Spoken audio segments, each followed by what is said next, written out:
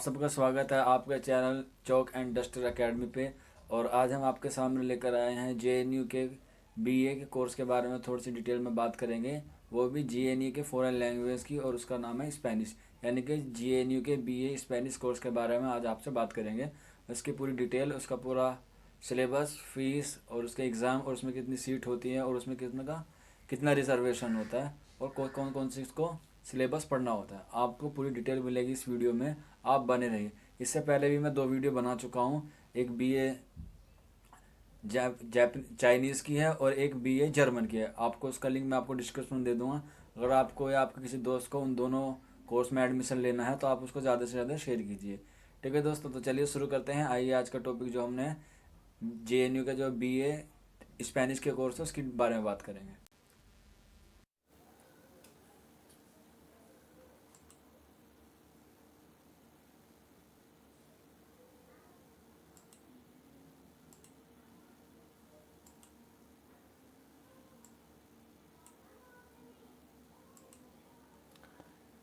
तो दोस्तों, आज हम बात कर रहे हैं सेंटर ऑफ स्पेनिश की। हालांकि ये जो सेंटर है इसमें बहुत सारे कोर्सेज आते हैं, जैसे पुर्तगाल्स आता है, इटालियन आता है, या लैटिन अमेरिकन स्टडीज़ आती है। लेकिन हम आज बात करेंगे सेंटर ऑफ स्पेनिश की। और ये सेंटर ऑफ स्पेनिश जेएनयू के जो स्कूल ऑफ लैंग्वेज होता है उसके अंडर में आता है। तो एक स्कूल में बहुत सारे सेंटर होते हैं, और हर सेंटर में भी 3-4 सब्जेक्ट के कोर्स कराए जाते हैं। जैसे अभी सेंटर ऑफ स्पेनिश है, इसमें Portuguese, Italian and Latin American studies के बारे में स्टडी होती है। लेकिन हम जो आज बात करेंगे वो सिर्फ स्पेनिश के बारे में बात करेंगे। ठीक है स्टूडेंट, तो बने रहिए इस वीडियो के साथ पूरे अंत तक। तो जैसा कि मैं इससे पहले भी वीडियो बना चुका हूँ सेंटर ऑफ स्पेनिश में, सेंटर ऑफ जर्मन में। आप वो भी जाके आप देख सकते हैं। अगर जो आपके कोई फ्रेंड सर्कल में कोई जर्मन से करना चाहता है बीए ऑनर्स या एमफिल या पीएचडी, तो आप उसको भी उसकी वीडियो सजेशन कर सकते हैं, जिसका लिंक मैं आपको डिस्क्रिप्शन में दे दूँगा। तो आज हम स्पेनिश के पीएचडी, एमफिल, एमए और बीए ऑनर्स के बारे में बात करेंगे। ठीक है, तो आइए चलिए सबसे पहले कर लेते हैं हम बीए ऑनर्स की जो एलिजिबिलिटी है कि क्या है। तो सबसे पहले यही बात होती है कि हमें ये पता नहीं होता है कि हम जिस कोर्स में ले रहे हैं उसकी योग्यता क्या है। तो सबसे पहले किसी भी कोर्स की हमें क्या याद इन्फॉर्मेशन जो होती है, वो सबसे पहले एलिजिबिलिटी चेक करते हैं कि हम उसके लिए एलिजिबल हैं या नहीं हैं। तो अगर जो आप बीए ऑनर्स में जेएनयू में एडमिशन लेना चाहते हैं तो उसके लिए आपको क्या एलिजिबल होना चाहिए, वो ये है। तो सबसे पहले सीनियर स्कूल सर्टिफिकेट, यानी कि 10+2 या 12th और equivalent examination with minimum of 45% marks. The candidates who are due to appear in senior school certificate 10+2 or equivalent examination are eligible to apply. इसका मतलब यह है कि आपने 12वीं पास हो या आपने 12वीं के एग्ज़ाम दे दिए हों और आपका भी रिज़ल्ट बाकी है, तब भी आप इसके लिए क्या है, एलिजिबल हैं बीए ऑनर्स के लिए। और जैसा आपको पता होगा कि जेएनयू जो है वो लैंग्वेज के लिए जाना जाता है, लैंग्वेज के लिए ही वो फेमस है। तो मुझे उम्मीद है कि आपको ये वीडियो पसंद आएगा, और इस वीडियो को ज़्यादा से ज़्यादा शेयर करें। ये बहुत सारी एलिजिबिलिटी है, इसकी आप स्क्रीनशॉट ले सकते हैं या वीडियो को रोक के आप पूरी एलिजिबिलिटी पढ़ सकते हैं, क्योंकि इसमें सीबीएसई, यूपी बोर्ड, मदरसा बोर्ड या स्टेट बोर्ड की सारी एलिजिबिलिटी रहती है। ठीक है, और अगर जो आपको इसकी पूरी डिटेल में और जानना है, हालांकि एक पूरी इन्फॉर्मेशन है जो मैं आपको दिखा रहा हूँ, लेकिन अगर तो फिर भी आपको इसके बारे में और डिटेल जानना चाहते हैं तो आप हमें कमेंट बॉक्स में कर सकते हैं, या आप ईमेल कर सकते हैं, या फिर आप www.jnu.ac.in पर जा सकते हैं, या फिर इसका प्रोस्पेक्टिव डाउनलोड कर सकते हैं। वहाँ से भी आप इसके बारे में नॉलेज ले सकते हैं। ठीक है दोस्तों, अब बढ़ते हैं अगली तरफ। ये है जो एलिजिबिलिटी है, एमए स्पेनिश की है। Bachelor degree in any discipline under 10+2+3 pattern of education with at least 45% with adequate proficiency in the concert language। मतलब आप अगर जो एमए स्पेनिश में एडमिशन लेना चाहते हैं तो आपके ग्रेजुएशन में 45% मार्क्स होने चाहिए। ठीक है, अब बात करते हैं एमफिल की। MPhil in Spanish, master degree in the concern language subject with at least 55% marks. याद रखें दोस्तों, कितना 55% मार्क्स। परसेंटेज का बहुत ज़रूरी रहता है क्योंकि ग्रेजुएशन तो बहुत सारे कर लेते हैं लेकिन उनकी जो मार्क्स परसेंटेज होती है वो कम होती है। तो इसलिए आप अच्छे से मेहनत करें ग्रेजुएशन में भी, अगर जो आप फाइनल में भी हैं तब भी आप इसमें एडमिशन ले सकते हैं और घबराने की कोई ज़रूरत नहीं होती है। बस आपको सही नॉलेज और सही गाइडलाइंस मिल जाए तो काम अच्छा हो जाता है। ठीक है, तो अब बात कर लेते हैं कि एमफिल में थोड़ा रिलैक्शन भी मिलता है रिजर्वेशन कैटेगरी को, चाहे आप एससी में हो, एसटी में हो या ओबीसी में हो, लेकिन उन्हीं को मिलता है जो नॉन क्रीमी लेयर में आते हैं। आप अपने कास्ट जो है वो वेबसाइट पर जाके इसकी चेक कर सकते हैं नॉन क्रीमी लेयर की, कि आप उस कैटेगरी में आते हैं या नहीं आते हैं। क्योंकि बहुत सी कैटेगरी होती हैं एससी एसटी ओबीसी में, जो एससी एसटी ओबीसी तो होते हैं लेकिन वो नॉन क्रीमी लेयर नहीं होते। ठीक है, क्योंकि ये भी दो तरह की रिजर्वेशन होता है, एक होता है नॉन क्रीमी लेयर और एक होता है क्रीमी लेयर। तो रिजर्वेशन सिर्फ उन्हीं बच्चों को मिलता है जो मोस्टली किस में आते हैं, नॉन क्रीमी लेयर कैटेगरी में आते हैं, और वो भी यूजीसी रेगुलेशन। ठीक है, तो एमफिल इन स्पेनिश में जो आयुष रिलेटेड सब्जेक्ट होते हैं उसमें भी से भी आप एलिजिबल होते हैं। तो ये हुआ एमए की और एमफिल की एलिजिबिलिटी हुई। अब बात कर लेते हैं पीएचडी की, पीएचडी इन स्पेनिश। तो only those candidates shall be concern for admission to the PhD program who have. तो इसकी दो एलिजिबिलिटी है, मैं आपको बता देता हूँ। और जो पहली एलिजिबिलिटी हुआ obtain 2 years MPhil degree with at least 55% marks. याद रखें दोस्तों, 55% मार्क्स मैंडेटरी है आपको परसेंटेज, क्योंकि पॉइंटों की वजह से ही आपकी मेरिट या एडमिशन रुक सकता है।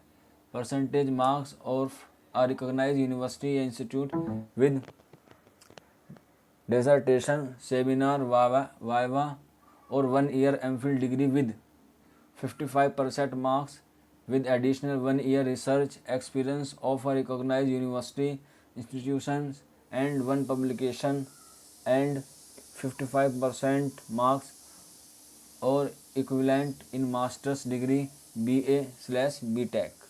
तो ये हुआ इसकी पीएचडी की एलिजिबिलिटी। अब इसकी एक दूसरी एलिजिबिलिटी है, वो भी हम देख लेते हैं। Master degree BE/BTech with 55% marks और equivalent grade B in UGC 7 point scale और an equivalent grade in a point scale whenever grading system is followed. कि आप इंजीनियर वाली डिग्री जो है आप उससे भी आप जेएनयू विश्वविद्यालय में पीएचडी कर सकते हैं स्पेनिश में, या किसी और लैंग्वेज में भी आप कर सकते हैं। ठीक है, तो इसमें भी वही है जैसे एमए में एमफिल में था कि कैटेगरी को रिजर्वेशन मिलता है, तो पीएचडी में भी रिजर्वेशन मिलता है, लेकिन सिर्फ उन्हीं को ही मिलता है जो किस में आते हैं, नॉन क्रीमी लेयर में आते हैं। ठीक है, तो इसमें भी PG holders AYUSH related subject are eligible to apply. मतलब जिनके पास पीजी होल्डर में आयुष से रिलेटेड सब्जेक्ट होते हैं वो भी इसके लिए क्या होते हैं, एलिजिबल होते हैं पीएचडी स्पेनिश के लिए।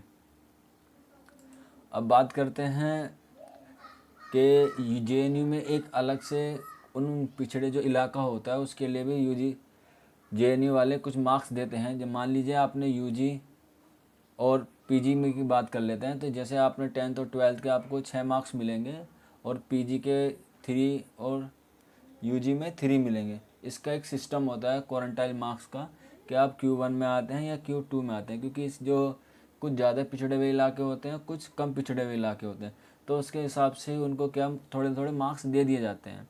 तो अगर जो आपको इसके बारे में पूरी डिटेल में बाना, क्योंकि ये बहुत लंबी इसकी एक चार्ट पेपर है, अगर तो मैं उसको पढ़ने लगा तो पूरा साल गुजर जाएगा, इतना लंबा चार्ट है। जैसा आपको पता होगा कि हमारे देश में 28 राज्य और 8 केंद्र शासित प्रदेश है, उसके सबको मिला के और फिर उनके ज़िले आते हैं। अब देख लीजिए कि एक स्टेट में कितने ज़िले हैं, तो सबको मिला के वो ये Q1 और Q2 मिलता है। आप अपने हिसाब से देख लीजिए कि आपका जो डिस्ट्रिक्ट है या आपका जो स्टेट है वो किस कैटेगरी में आता है, क्वार्टाइल 1 में आता है या क्वार्टाइल 2 में आता है। तो उससे ये होता है, मान लीजिए कि आपके 68 मार्क्स आए मेरिट में, एंट्रेंस पेपर में, और मेरिट लगी है 70 पे, यानी कि आपके 2 मार्क्स की कमी है, तो वो ये 2 मार्क्स आपको वहाँ से मिल जाएंगे और आपको इसका बेनिफिट मिल जाएगा। मैं आपको रिकमेंडेशन करूँगा कि आप ज़रूर एक बार इस चार्ट को ज़रूर देखें। ये जेएनयू के प्रोस्पेक्टर में आप वहाँ से डाउनलोड कर सकते हैं, या मैं आपको डिस्क्रिप्शन में लिंक दे दूँ, आप वहाँ से भी डाउनलोड कर सकते हैं। ठीक है दोस्तों, अब बात करते हैं फीस स्ट्रक्चर की। जैसे आपको मालूम होगा कि जेएनयू जो है एक संस्कारी संस्था है, तो इसकी जो फीस है वो और अदर यूनिवर्सिटी से बहुत कम है। जैसे डीयू हुआ, एएमयू हुआ या जामिया हुआ, इन सब से अलग है। और सबकी फीस डिटेल एक ही है, चाहे आप पीएचडी हो, एमफिल हो, एमटेक हो, एमपीएच हो, एमए हो, एमएससी हो, एमसीए हो, या बीए ऑनर्स, या PG diploma in big data हो, या आपने कोई पार्ट टाइम कोर्स में कर रहा हूँ। आप अपने हिसाब से अपना अनुमान लगा लीजिए कि आपकी फ़ीस स्ट्रक्चर कितनी बैठेगी पूरी। ठीक है दोस्तों, तो आप इसको स्टॉप करके भी आराम से पढ़ सकते हैं, कोई परेशानी वाली बात नहीं है। अब बात करते हैं कि जेएनयू में जो होती है वो सीटें कितनी होती हैं और किस सब्जेक्ट में कितनी होती है। तो हम बात कर लेते हैं पहले एमफिल इन स्पेनिश की। तो स्पेनिश में जो सीट होती है वो एक ही होती है, लेकिन ये एक सीट है ये उस बच्चों के लिए जो जेएनयू की तरफ से जो एडमिशन कराया जाता है, मतलब जो एंट्रेंस पेपर लिया जाता है वो उसकी तरफ से है। क्योंकि जैसा आपको मालूम होगा जेएनयू में दो तरीके से एडमिशन होता है, एमफिल में और पीएचडी में। आपको या तो नेट जेआरएफ किया हुआ हो तब आपको मिल जाता है, या आपने नेट जेआरएफ क्वालिफाई नहीं किया है तो फिर भी आप जेएनयू में एडमिशन ले सकते हैं एंट्रेंस देके। ठीक है दोस्तों, तो कुछ कोर्सेज़ में सीट अवेलेबल होती है, कुछ कोर्सेज़ में अवेलेबल नहीं होती है। तो एमफिल में सिर्फ एक ही सीट है और वो भी जनरल की, बाकी कोई सीट नहीं है स्पेनिश की। और जो एमफिल का जो थ्रू नेट जेआरएफ से होता है, मतलब जो नेट जेआरएफ क्वालिफाई कर लेते हैं, उसकी एक भी सीट नहीं है जेएनयू में। अब बात कर लेते हैं पीएचडी, जो एंट्रेंस के थ्रू जाते हैं बच्चे उनके लिए। तो पीएचडी की जो सीट है वो 4 सीटें हैं, जिसमें से 2 जनरल की होती हैं, एक एससी की है, एसटी की 0, पीडब्ल्यूडी की 0 और ओबीसी की 1। तो टोटल हुई 4 सीटें। सिर्फ 4 सीटें ही पीएचडी की जेएनयू में है जो एंट्रेंस से लेता है।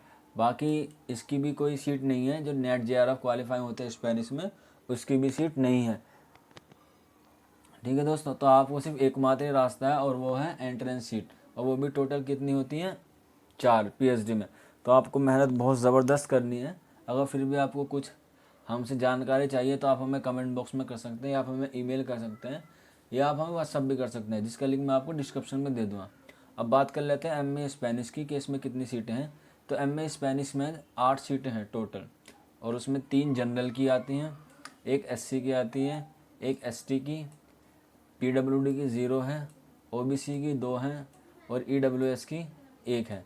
तो ये ईडब्ल्यूएस जो है ये कैटेगरी अभी आई है 1 साल पहले ही। इसका जो इसकी फुल फॉर्म है इकोनॉमिकली वीकली सेक्शन है। ये जनरल में से ही कुछ लोगों को रिजर्वेशन दिया गया है। तो इस तरह से टोटल सीट कितनी है स्पेनिश की, एमए में 8 सीटें हैं। ठीक है दोस्तों, तो अब बात कर लेते हैं बीए ऑनर्स की। जो बीए ऑनर्स है स्पेनिश में सबसे ज़्यादा सीट बीए ऑनर्स में ही है, और बच्चे मोस्टली सी जो 12वीं के बाद जाते हैं वो बीए ऑनर्स में जाते हैं। और जो जेएनयू है वो लैंग्वेज के लिए जाना जाता है, और इसमें सबसे ज़्यादा फॉरेन लैंग्वेज के ही कोर्सेज अवेलेबल है, ह्यूमैनिटीज़ के ज़्यादा कोर्सेज हैं। तो और बीए के जो बीए ऑनर्स होता है उसकी भी कुछ ही लैंग्वेज होते हैं, मतलब सब लैंग्वेज में नहीं कराता, कुछ फॉरेन लैंग्वेज में ही जेएनयू बीए ऑनर्स कराता है। तो इसमें जो टोटल सीटें स्पेनिश की वो हैं 39 सीटें हैं, जिसमें से 15 जनरल की हैं, एससी की 6 है, एसटी की 3 है, पीडब्ल्यूडी की 2 है, ओबीसी की 11 है और ईडब्ल्यूएस की 4 है। तो यानी कि टोटल सीट इसमें कितनी है, 39 इसमें सीटें हैं। ठीक है, अगर आपको ये वीडियो अच्छा लग रहा है तो इसे ज़्यादा से ज़्यादा शेयर कीजिए, क्योंकि ये नॉलेज बहुत कम है यूट्यूब पर भी, चाहे आप सर्च कर सकते हैं। मैं इसीलिए बता रहा हूँ क्योंकि बहुत ही कम लोगों को इन चीज़ों के बारे में जानकारी होती है, और किसी की सही गाइडलाइंस मिल जाए तो उसका एडमिशन हो जाता है। क्योंकि बहुत बच्चों का ऐसा होता है कि उनका एडमिशन रुक जाता है, तो हम नहीं चाहते कि किसी का एडमिशन रुक जाए, उसने पूरी मेहनत की हो, उसे सही इन्फॉर्मेशन ना मिल पाए तो उसकी मेहनत ज़ाया ना जाए। तो इसलिए वीडियो बना रहा हूँ, ज़्यादा से ज़्यादा इस वीडियो को शेयर कीजिए। अब बात कर लेते हैं क्या सिलेबस की, कि हमें सिलेबस एंट्रेंस क्लियर करने के लिए कितना और क्या क्या पढ़ना है कि जो जल्दी समय पे पूरा हो जाए। तो सबसे पहले बात कर लेते हैं बीए ऑनर्स की, फर्स्ट ईयर की। तो बीए की जितनी भी फॉरेन लैंग्वेज हैं सबका सिलेबस मोस्टली सेम ही होता है। लगभग जितने भी ऑनर्स की बात है। तो इसमें जो मैं पढ़ के सुना देता हूँ फिर भी आपको। The entrance test for this program is a common test for all languages, questions pertaining to general knowledge, artificial language, language aptitude and general English would be covered in the syllabus. The test will be conducted in the English language as a computer based test.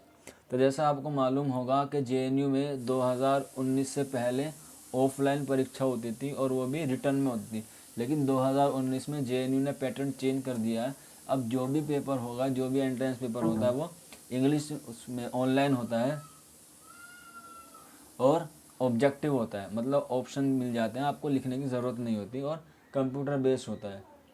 आप JNU का entrance देने से पहले एक दो तीन बार आप mock test दे के अच्छी प्रिपरेशन कर ले, क्योंकि जो बच्चे नहीं जाते हैं उनसे मिस्टेक हो जाती है ऑनलाइन पेपर में। तो आपको सजेशन है कि आप जाने से पहले, एंट्रेंस पेपर देने से पहले एक दो बार ज़रूर मॉक टेस्ट दें ऑनलाइन, ठीक है।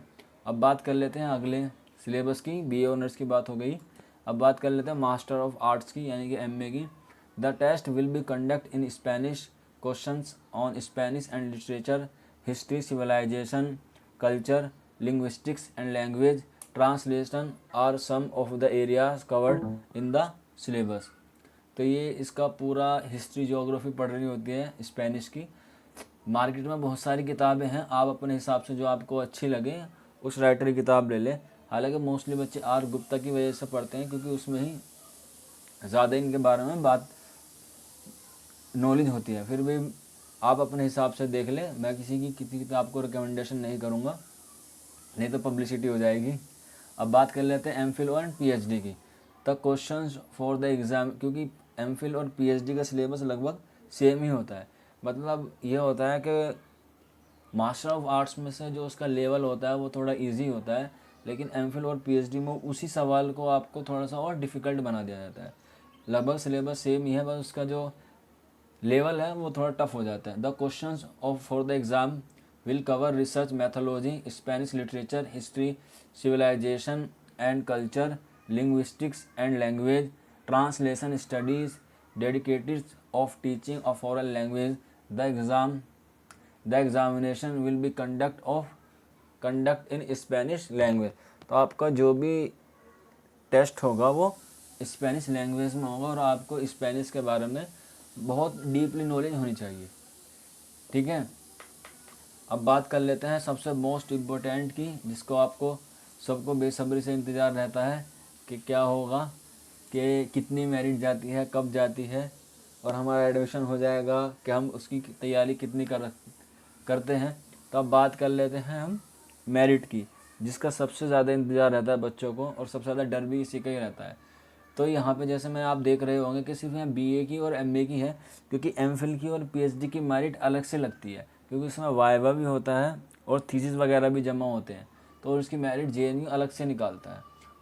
तो ये ओपन नहीं हो पाता मोस्टली, लेकिन फिर भी उसका एक अंदाज़ा मैं आपको बता दूंगा अगली वीडियो में कि उसकी मेरिट कितनी जाती है।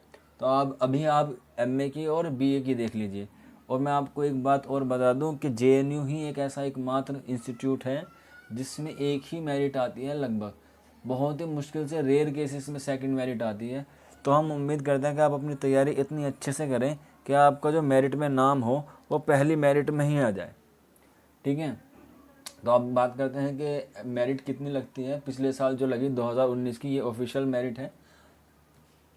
आप चाहे तो इसका लिंक मैं आपको डिस्क्रिप्शन में दे दूँ, आप वहाँ से भी चेक कर सकते हैं।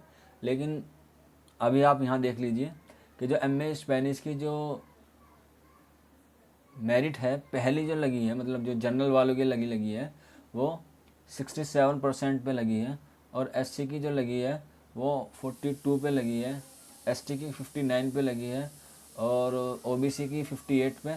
PH का कोई कैंडिडेट नहीं होगा या फिर लगी नहीं होगी, उसको ऐसे ही खाली रहने दिया होगा, और EVS की 37 पे लगी है, और FN की भी नहीं है। अब बात कर लेते हैं BA ऑनर्स फर्स्ट ईयर की स्पेनिश की। तो इसकी जो मेरिट लगी है वो जनरल की वो 69 पे लगी है, और SC की 68, ST की 58, OBC की 64, PH की 48 और EWS की 62।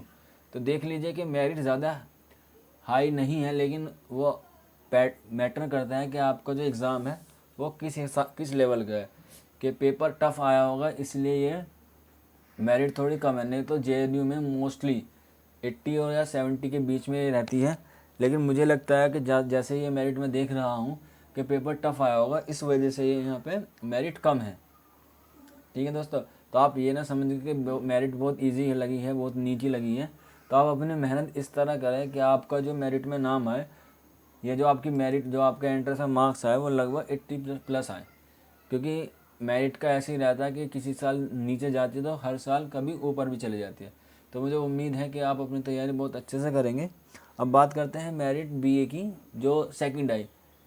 बीए ऑनर्स की जो मेरिट आई है वो सेकंड भी आई थी, लेकिन वो सिर्फ किस कैटेगरी के लिए आई, सिर्फ 2 ही कैटेगरी के लिए आई, एसटी के लिए और पीएच के लिए। और बाकी सारी सीटें पहली मेरिट में फुल हो गई थी।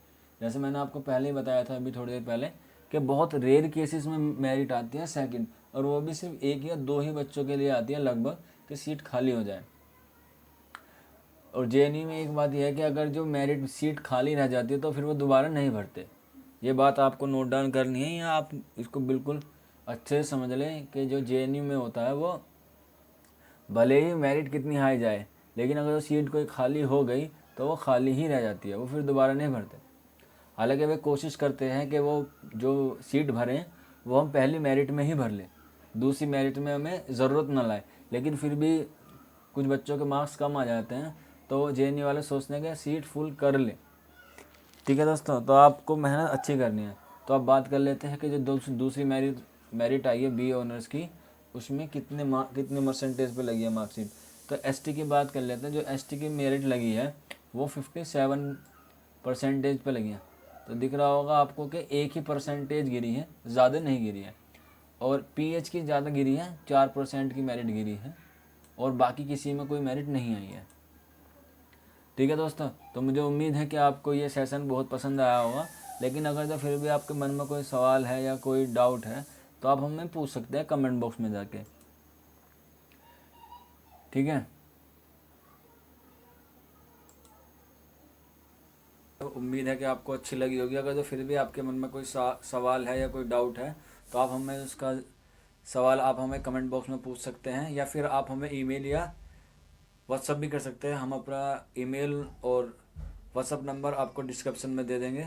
मुझे उम्मीद है कि आपको ये वीडियो पसंद आया होगा। इस वीडियो को ज़्यादा से ज़्यादा शेयर कीजिए और ज़्यादा से ज़्यादा अपने दोस्तों के बताइए, और हमारे चैनल को सब्सक्राइब कीजिए, चौक एंड डस्टर अकेडमी को। ठीक है दोस्तों, तो मिलते हैं अगली वीडियो में किसी नए कोर्स के साथ। तब तक आप अपना ख्याल रखिए। Thank you very much for watching this video.